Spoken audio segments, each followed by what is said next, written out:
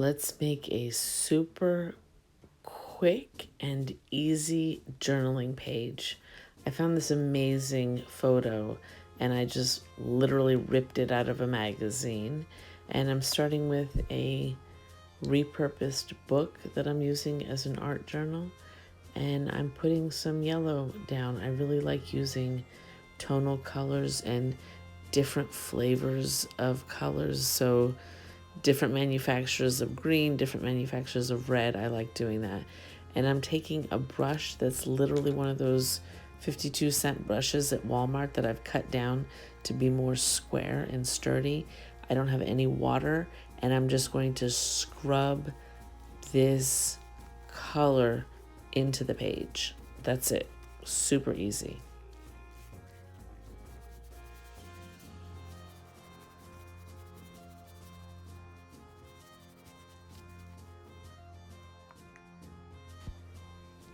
And I know where I want my image to be, so I'm not even going to paint in that area.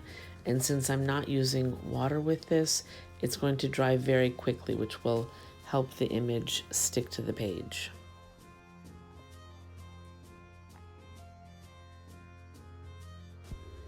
I'm setting it up to see where I want it so I can go back in and continue putting the color in the spaces that won't be covered by the image.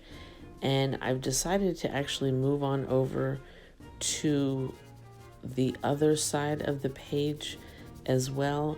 And on the other side of the page, I get my brush really wet and I just take the excess paint that's on the brush and again scrub it into the page. There's absolutely no talent required to do this.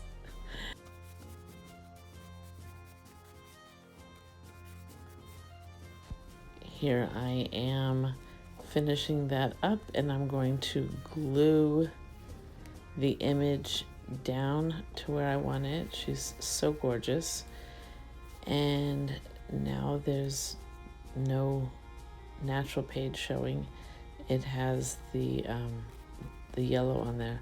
So I've taken yellow and a little bit of purple, and I want to put it on top of that page so that it looks like it's part of the page and not just glued on, which is exactly what it is.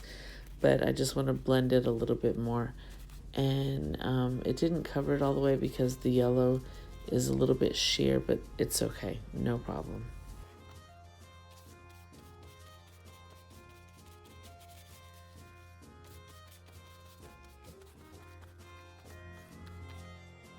So here I'm painting the rim of that purple color that I used, and I'm going to use this as a stamp, and I'm just going to make some marks on there.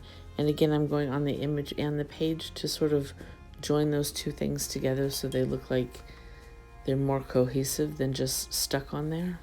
Here I'm taking just the water and the paint that was already on the brush and going through and coloring in those circles that I made with the cap.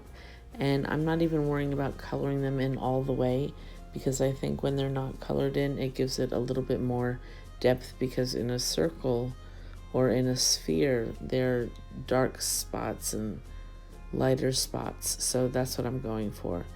And then once it dries a little bit, I'm going back in with that same color and I'm adding it like a second layer to it to make it a little bit more so that there's more depth to it. And then I'm just blending a little bit. And here I've smeared outside the lines and it happens just a quick blot.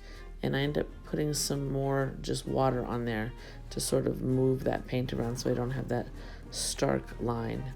And I'm going to go through all the other ones and add that purple in there.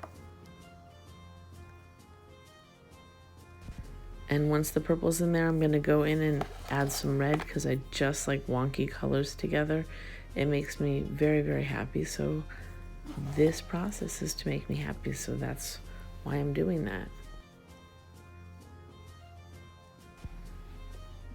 And to bring some more of that red in so that there's a little bit more cohesiveness, I'm going to just very, very loosely holding my pen so that I get this movement and these lines that are not solid or straight, more organic lines. And I'm just going through and I'm tracing around where the image and the book meet. And in a very, very short time, I have a little spread. Oops, see, I went out of the line there. No problem, go back, wipe it off. And now here is the still shot. Happy creating.